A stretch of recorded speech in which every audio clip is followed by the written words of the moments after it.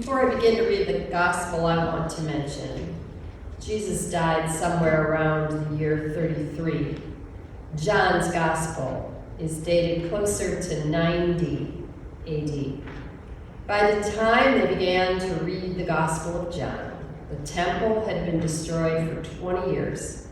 Jesus had been crucified, risen, and ascended into heaven after his resurrection. So listen to this gospel from the perspective of knowing the temple, in fact, had been destroyed, and knowing, in fact, what happened to Jesus after this event. This is the Holy Gospel according to John.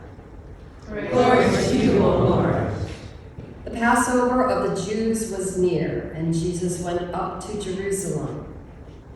In the temple, he found people selling cattle, sheep, and doves, and the money changers seated at their tables. Making a whip of cords, he drove them all out of the temple, both the sheep and the cattle. He also poured out the coins of the money changers and overturned their tables. He told those who were selling the doves, "Take these things out of here. Stop making my Father's house a marketplace." His disciples remembered that it was written, "Zeal for your house will consume me." The Jews then said to him, "What sign can you show us for doing this?" Jesus answered them, "Destroy this temple, and in 3 days I will raise it up." The Jews then said, "This temple has been under construction for 46 years, and will you raise it up in 3 days?" But he was speaking of the temple of his body. After he was raised from the dead, his disciples remembered that he had said this, and they believed the scripture and the word that Jesus had spoken. The gospel of the Lord. Praise to you, O Christ. Thank you for having me back again. It is good to be here. This is my third time, our second time with your lovely congregation. It's always a joy. You're doing so much well. You're doing so much right. Way to go. So let's make sure we have the facts about this gospel story. 1, when did this happen? Matthew, Mark, and Luke put this story at the end of Jesus' ministry as one of the catalysts that led to him being arrested, as a final straw, perhaps, that caused that arrest and led to him being crucified by the empire. John puts this story at the beginning of Jesus' ministry, immediately following the wedding at Cana, when Jesus came out as being God's son, a miracle worker. That means that Jesus could have overturned the tables at the end of his ministry. He could have overturned them at the beginning of his ministry, an ill-advised move to start out, one might think. Or he could have done this act twice. He could have overturned the tables twice, driven out the money changers and animals twice. Unlikely? If you think it's unlikely, I invite you to consider how many times in the church you have discussed and reconsidered and tried to change the exact same thing. It's possible he did it twice, right? Why did Jesus overturn the tables and drive out the money changers and animals? He did it out of disgust, honestly. He's disgusted at what the people have done to God's house of prayer. And as with most things that get out of hand, the practice of the money changers started out simply enough. Judea was under the rule of the Romans. The money in current usage was Roman coinage. The Jewish law required that every man should pay a tribute to the service of the sanctuary of half a shekel, a Jewish coin. Therefore, it became a matter of convenience to have a place where Roman coins could be exchanged for Jewish half shekels. The money changers provided this convenience, but of course, required a small fee for the convenience, not unlike the price of a church pays for offering envelopes each year. The problem was it didn't remain a simple convenience if it were that. Changing money was a very profitable business then as now. One that resulted in fraud and oppression of the poor. Similarly, according to Jewish law, cattle, sheep, doves, or pigeons were required to be offered for certain religious sacrifices, and so a lucrative business of selling pre-approved, priest-approved animals sprang up, with the sellers gouging the faithful by charging crazy high prices. Who was part of this story? Well, there were thousands of faithful Jewish people who came up for the great feasts of Jerusalem, the Passover being one. They would travel as an entire town. Can you imagine? Your whole subdivision, all of Rochester Hills, decides to take a vacation at the same time? I might be sick and not be able to go. So they're traveling. And imagine if so many people from all the surrounding towns, cities, villages, suburbs were traveling at the same time, leaving behind those who did not go, a handful of heathens. What a strange thing to have happen. I've heard about families that rent out entire houseboats and they come from all over to stay on the house. I haven't even done that. Where did all this happen? It happened right around the temple itself, in the halls of the royal stoa.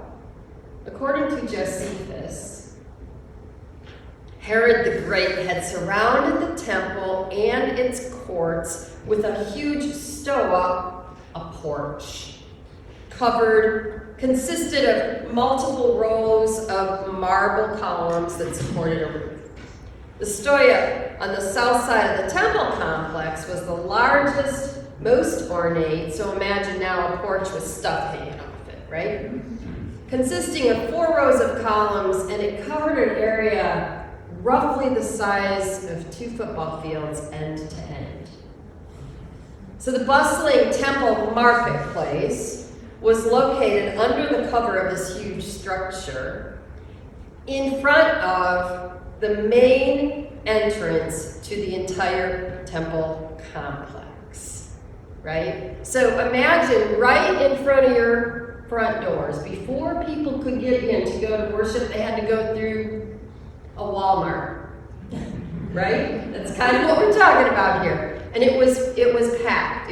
That's where everyone was. So it's a pretty smelly scene now, right? You got your animals, you got cows, you got bird cages, you got tables, you got haggling hucksters as you approach the holy temple in Jerusalem. You know those things you get in the mail, like every 3rd day wanting you to get a credit card, a better line of credit, right? They just come nonstop. So imagining all the hucksters in this general area trying to get you to come in to listen to that pitch as well. It was chaos. And this is right at the entrance to the temple. Jesus was shocked. He was passionate for the purity of the Jewish temple, his Father's house. He witnessed the priestly aristocracy that profited from the temple. He walked among these sanctioned sellers who preyed on the poor. Jesus was enraged, filled with what we call righteous indignation. So he takes out a bullwhip, seems reasonable, and takes it out on this unholy business of organized religion. that had defiled the temple grounds. And he cleans house, literally. So this scene all has me thinking, of course, what are the issues today that would move any of us or all of us to say, no, this is wrong, to protest a common practice that was immoral, unethical, or both, to risk standing up for the sake of those being oppressed, abused, or persecuted. On February 25th, Aaron Bushnell, a 25-year-old serviceman of the United States Air Force, lit himself on fire outside the front gate of the Embassy of Israel in Washington as a protest against the USA's complicity in the genocide happening in Palestine. He died a few days later. If this had happened back in the 60s, around the time of the Vietnam War, it would have been front page news. Now, barely got a headline. And just this past week, at least 40 students at Owasso High School in Oklahoma walked out to protest what they describe as a pervasive culture of bullying with little accountability, which they believe led to a trans student's death at their school. Next, Benedict was a 16-year-old non-binary American student who died on February 7th after being beaten by 3 girls in the high school restroom.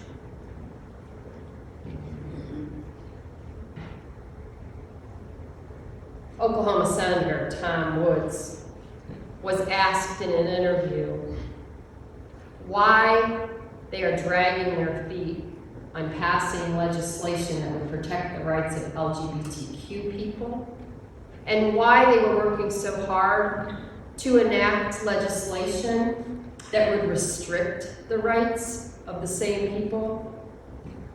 And he said, in part of his response, we don't want that filth in Oklahoma because we are a Christian state. What do we do with this, right? We know this is wrong. We believe that trans rights are human rights. You have done the work. I have read your mission statement. I have looked at your literature.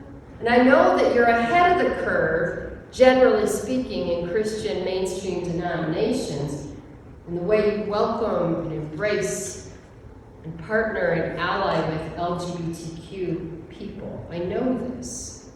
And still, this kind of sentiment that Senator Tom Woods expressed in the name of Jesus is more common than not. And so what is our responsibility? To speak up on behalf of trans people and trans youth the world over. I listened to a podcast that my youngest son Chase is a high school teacher in Columbus, Ohio. I told him I needed a little bit more information to understand the history of trans youth, so he sent me a podcast from NPR on their show called Embedded. It's called All the Only Ones. And if you feel at all like you want to support trans youth, but you're still unclear on a few things, I highly recommend this podcast, All the Only Ones. All the Only Ones on the Embedded podcast. Because I learned a lot. I mean, I thought I was fairly in the know, but there's always more to learn. When you go back and you look at the historical arc of things that are causing dissension today, of people who need to be protected, there's always more. And the more we learn, the easier it is for us to walk in another person's shoes. The easier it is for us to genuinely love them and speak up on their behalf. So I wonder how Jesus would respond to these very real things that are happening today. Well, we kind of know. If love one another and your neighbor as yourself is the yardstick against which our faith can be measured, then what is our response to these issues happening on our watch today? Because it's one thing to say, I support LGBTQ people, I support trans people. And it's a whole nother thing to speak up to your sister-in-law when she says ill-informed things about how she thinks they just need to wait until they're 21 to begin to express this. Scientists and doctors agree that we understand our gender and sexuality from age 2. From age 2. And that waiting to act on becoming who we really are until later in life makes it that much more. Food for thought. One way we can stand up is just listening to these stories. It's one way to love our neighbors, because the more we hear them, the deeper we see into their pain. And that witness is an act of faith and an act of love. I want to tell you 2 brief stories. It's always interesting to me when I look at the trajectory of my life and how my thinking has evolved and changed over time on various issues. When I was an intern, before I was ordained 20-some years ago, when I was an intern at a relatively big church, a man came to me and wanted one-on-one counseling and one-on-one Holy Communion, and I was an intern. I was all in on whatever this person wanted. So he started coming to see me weekly, and the big pain of his heart that he always wanted to talk about is that he believed he was a woman. He wanted to go for what we now call gender-affirming surgery. And at every turn, the doctors and other vital people in his life either told him he was mentally ill, he should look into more medication, they ignored him completely, they avoided him. He was a lonely, lonely man. And one day he came to see me and he had blood coming through his t-shirt. I ended up taking him to emergency department for that, where they, just a little over 20 years ago, admitted him to the psych unit. And when he came out, my senior pastor said, "You don't confer with him anymore," and told him he could sit in the back of the church because his presence upset me.